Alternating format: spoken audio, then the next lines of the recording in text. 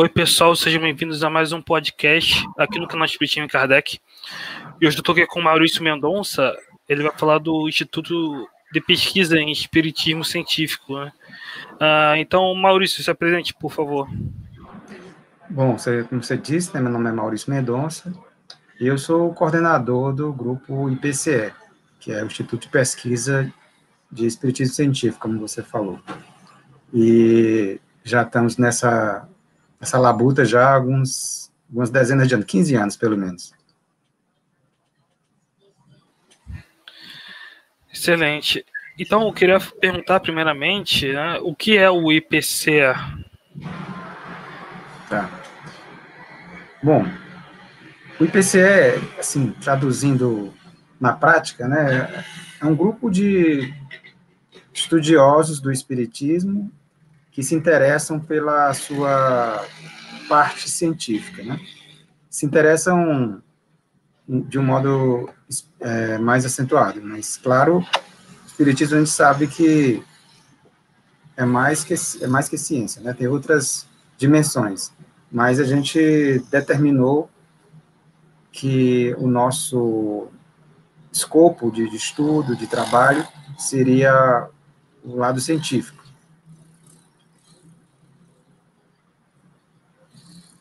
Perfeito. E qual os objetivos do IPCE? Tá. Temos vários objetivos. O principal, mais focal, né, é com relação às pesquisas. A gente sempre está direcionando as nossas atividades para fazer as pesquisas na prática. É a parte mais difícil, depois a gente pode entrar nesse tópico aí das dificuldades, mas, né, tem as suas dificuldades, mas esse é o nosso objetivo principal. Além disso, a gente trata das questões de divulgação, de mostrar às pessoas, fazer cursos. Nós temos também o nosso canal no YouTube, né, youtube.com/TVIPCE. Lá a gente tem uma série de vídeos que tratam de assuntos variados dentro dessa parte científica. A gente também tem como objetivo integrar as pessoas que se interessam no assunto, por isso a gente tem página no Facebook, tem grupo no WhatsApp, para poder a gente trocar ideias, participar de elaborar eventos, que é um outro objetivo também, né, sempre como divulgação. Talvez resumindo seja os objetivos: estudar, praticar e divulgar. Perfeito. Eu deixei aí na descrição o link da página do IPCE. Agora, eu queria colocar, né, o espiritismo é uma ciência, né? E por qual motivo seu caráter científico não é reconhecido na academia? Bom, vamos lá, começar do começo, como diz.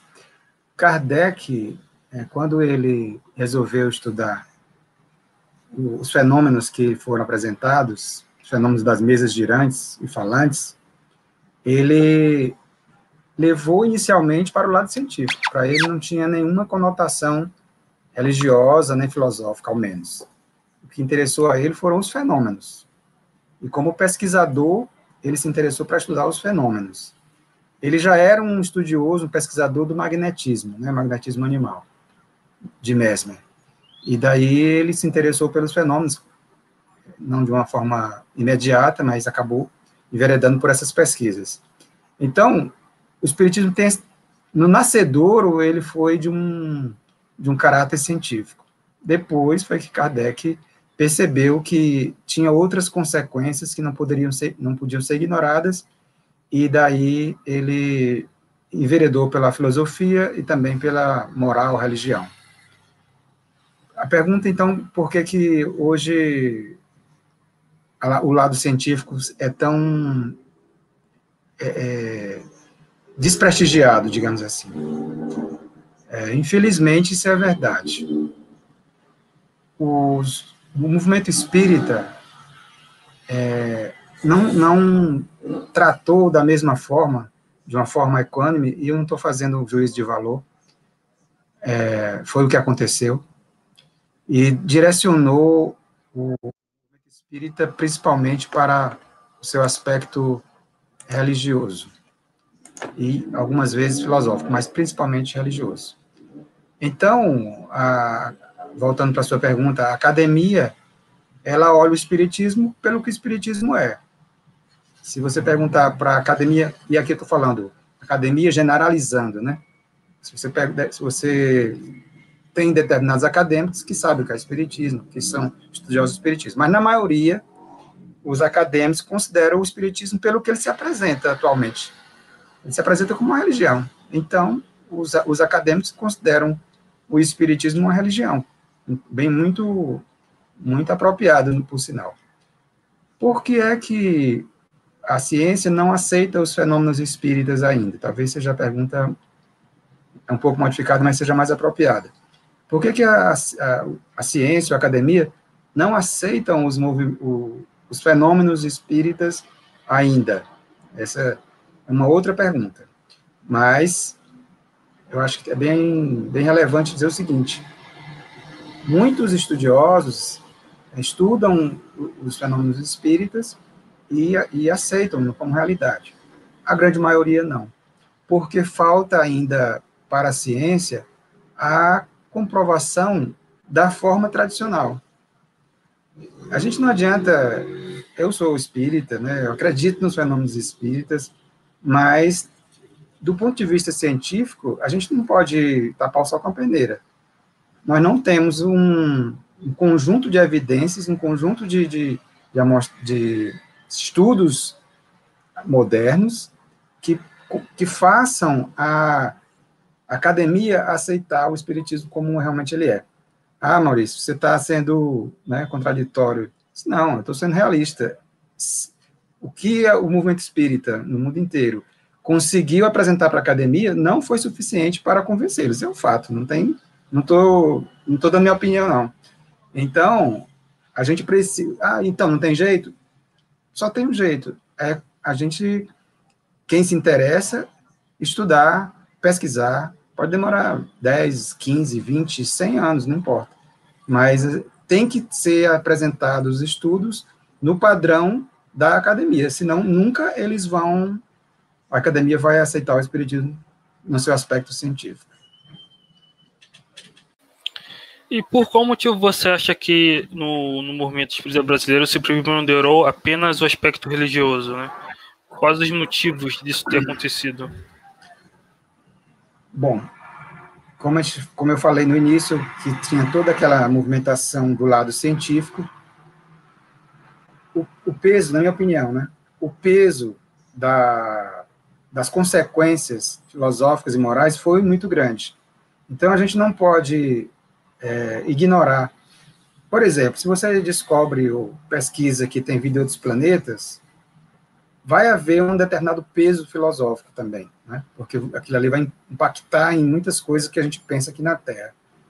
Então, os pesquisadores acabam já no andar da carruagem, né, durante o processo já de estudo, já aceitam o fenômeno e as suas consequências filosóficas e morais. E daí fica diferente do que é a ciência atual. A ciência, a gente sabe que muda de visão, então, mas pode ser que isso mude no futuro até próximo. Mas, hoje em dia, a ciência não é compatível com esse lado ético, né, filosófico, moral, muito menos religioso. Então, eu acho que faltou ao espiritismo, depois dos primeiros... Um exemplo, eu acho que faz tempo que eu fiz o ESD, né, fui monitor de ESD, coordenador do ESD, então já faz bastante tempo. Mas eu acho que ainda não mudou. A gente vai estudar as mesas girantes, aí estuda William Crookes um pouco, estuda ali Leon Denis, Emmanuel Delany, e a gente vai parar de estudar os pesquisadores científicos mais ou menos em 1930, 1920, 1930. acabou, não tem mais. Aí parou ali. Geralmente o ESD para ali em 1930 e não se continua estudando para ver o que aconteceu.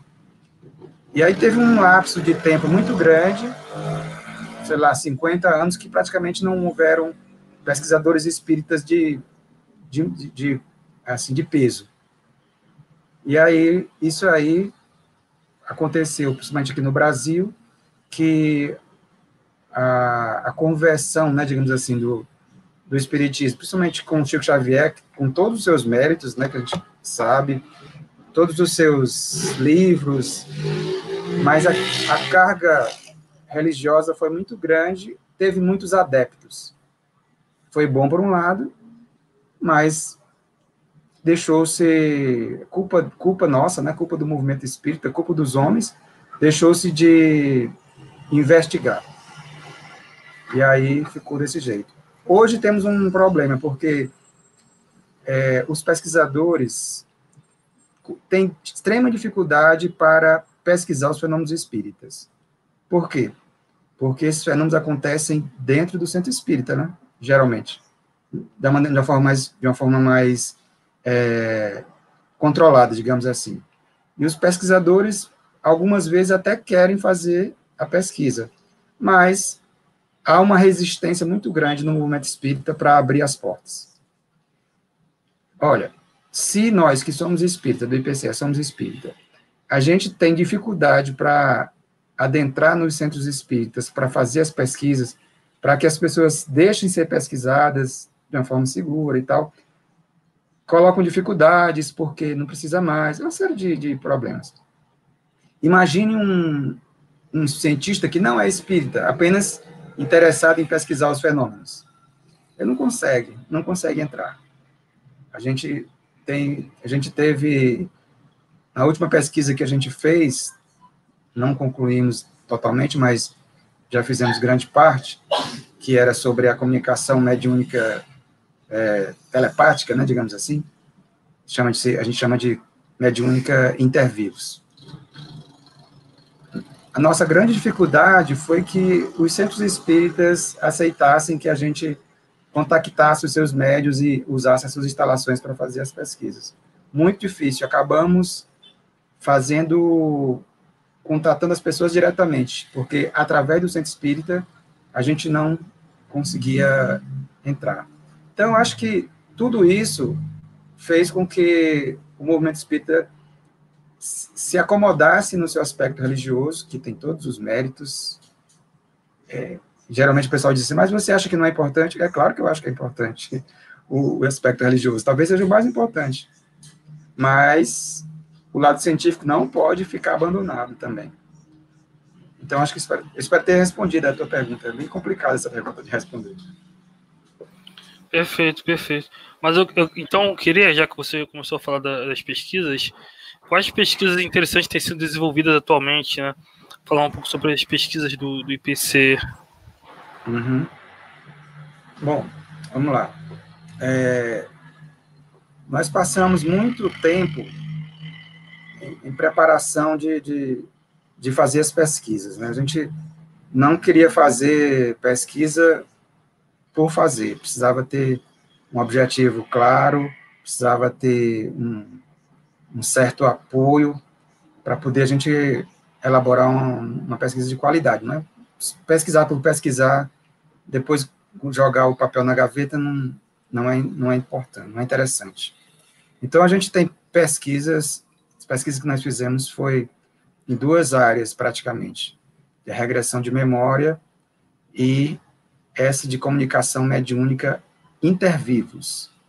Essas foram as duas pesquisas que a gente desenvolveu, né, e obteve algum sucesso, algum resultado.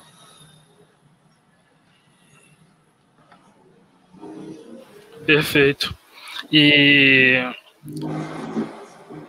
é bem interessante essa questão, realmente, né, o movimento espírita, ele enveredou por uma questão religiosa e eu acho interessante, por isso que eu te chamei. Eu gosto de incentivar aqui no canal iniciativas que tentem trazer um retorno de uma visão mais espiritismo como ciência e filosofia, né? Então é muito interessante. Eu deixei aí na descrição a página deles do IPCE para quem quiser acessar, né? E então, Maurício, eu queria te agradecer a sua participação, né? Eu queria ouvir suas considerações finais. Certo. Quando nós fundamos o IPCE, há uns 15 anos atrás, a gente não tinha o objetivo de criar um grupo. Nós procuramos outros grupos que já existiam para poder nos juntarmos a eles, né? Na nossa cidade, Natal, Fortaleza, sem chance, não tinha nenhum grupo similar. E aí procuramos também outros grupos, também não encontramos como a gente queria. O mais próximo foi a Liga dos Historiadores Espíritas, né? Pesquisadores, antigamente eram historiadores, hoje ele é historiadores e pesquisadores, que a gente também faz parte lá do grupo, junto com eles. Mas era muito mais para o lado histórico, o grupo deles ainda era de historiadores mesmos. Então, na prática, não tinha nenhum grupo desse jeito, dessa forma. Então, a gente resolveu criar o grupo por causa disso, porque não tinha como participar em outro grupo. Então, a gente seguiu esse caminho, batalhou bastante, tentamos divulgar, fazer grupos de e-mail, lista de discussão, fizemos tudo que podia fazer. Já fizemos 5 eventos de seminários, né, congresso, com o nosso Espiritismo e Ciência, em parceria com a FEEC. O primeiro foi no Centro Espírita Francisco de Assis, e aí a gente continua nessa batalha. Hoje em dia, existem outros grupos. Existe grupo no Rio de Janeiro, São Paulo, no Rio Grande do Sul. Aqui em São Paulo ainda não. São Paulo, a Liga dos Estudiosos do Espiritismo. Então, hoje, existem grupos preocupados com isso e pesquisando seriamente o assunto. Então, teve esse avanço. Inclusive, muitas dessas pessoas são da academia e produzem material de excelente qualidade, pesquisas, né? Destaque para o grupo, quem quiser buscar assim, mais informação relevante, bem científica, é o grupo NUPS, da Universidade de Juiz de Fora, né? Com a coordenação do Dr. Alexander Moreira. Sensacional. Então, hoje, comparado com quando a gente começou, 12, 13, 14 anos atrás, hoje está muito melhor mesmo, um crescimento fantástico. Eu acho que o caminho é esse, devagarzinho, mas persistentemente. Essa é a nossa avaliação. Eu queria agradecer, né, pelo convite e ter a oportunidade de passar essas informações para as pessoas, com o nosso conhecimento que já adquiriu nesse tempo, e agradecer para você pelo convite. Perfeito, muito obrigado. Queria agradecer a sua participação. O NUBIS que você citou é realmente excelente, a Liga também é excelente, já teve pessoas da Liga que participaram aqui, e eu queria agradecer bastante a você, Maurício, pela participação. Então, muito obrigado. Para quem estiver assistindo, curta, compartilha, se inscreva, e nos vemos no próximo vídeo, no próximo podcast. Então, até a próxima. Ok.